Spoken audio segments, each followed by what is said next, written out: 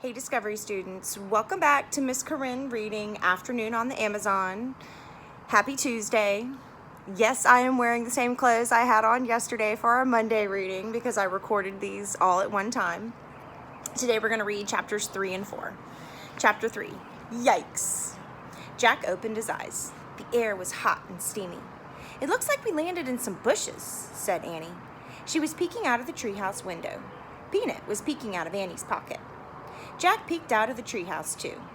They had landed in a sea of shiny green leaves. Outside, there were flowers, bright butterflies, and birds, just as in the book. That's strange, said Jack. I wonder why we didn't land in a tree, the way we always do. I don't know, said Annie, but let's hurry and find the thing for Morgan, so we can get back home before we meet any big bugs. Wait, this seems weird, said Jack. I don't understand why we landed in bushes. I better read about this. Oh, come on, said Annie. We don't even need the ladder. We can just climb out the window. Annie put Peanut in her pocket. She stuck one leg out the window. Wait! Jack grabbed Annie's other leg. He read, The forest is in 3 layers. Thick treetops, often over 150 feet into the air, make up the top layer. This is called the forest canopy. Below the canopy is the understory, and then the forest floor.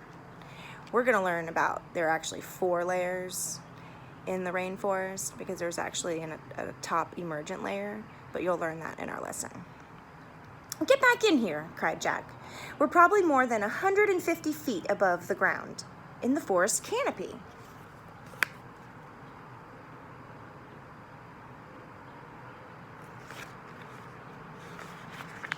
Yikes, said Annie.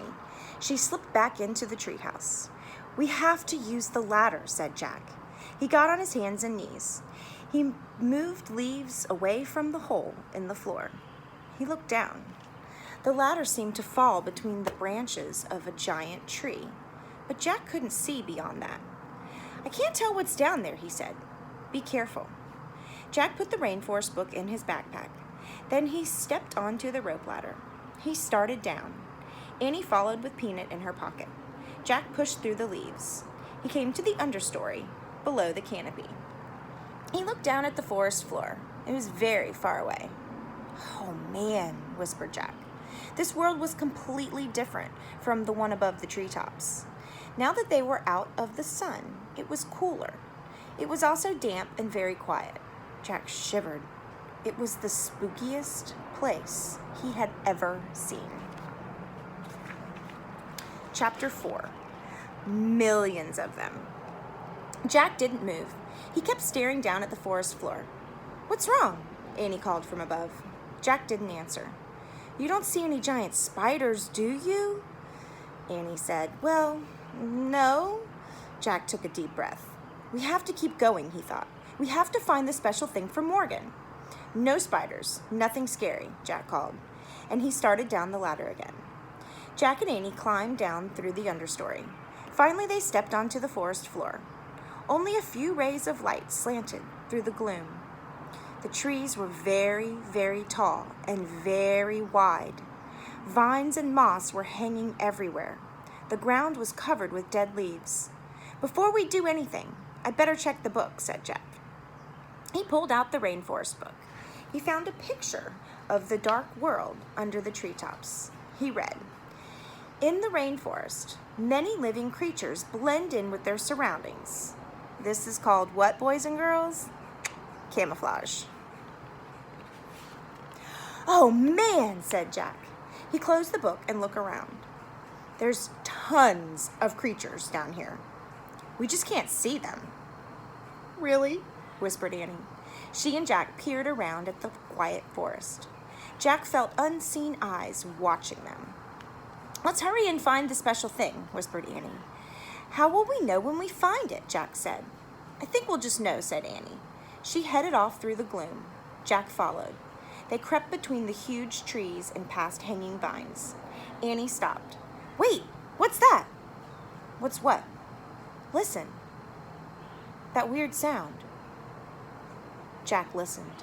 He heard a crackling sound. It sounded like a person walking over leaves. Jack looked around. He didn't see anyone, but the sound got louder. Was it an animal? A giant bug?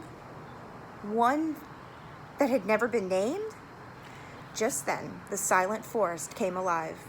Birds took off into the air. Frogs hopped over the leaves. Lizards ran up the tree trunks.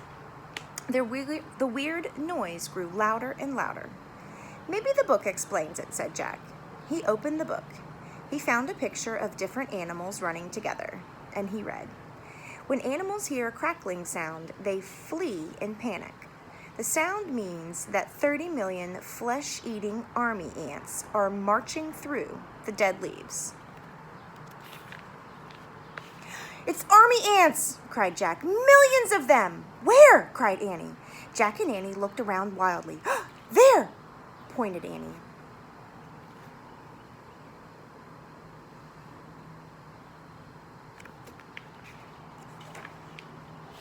Army ants, millions and millions of them, were marching over the leaves. "Run to the tree house!" cried Annie. "Where is it?" said Jack, whirling around. All the trees looked the same. "Where was the rope ladder?" "Just run!" cried Annie. Jack and Annie took off.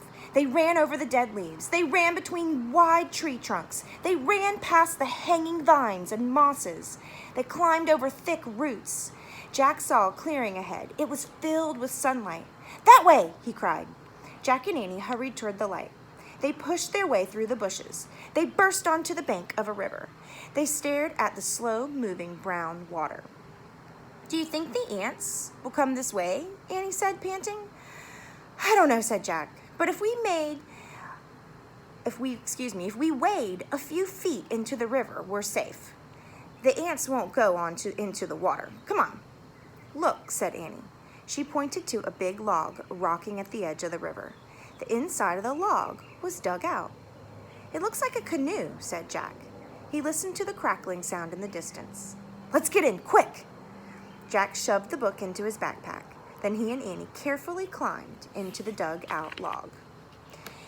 Annie leaned out of it. She pushed away from the bank with her hands. "Wait," said Jack. "We don't have paddles." "Oops," said Annie. The canoe started moving slowly down the muddy river. I'll see you guys later. Bye.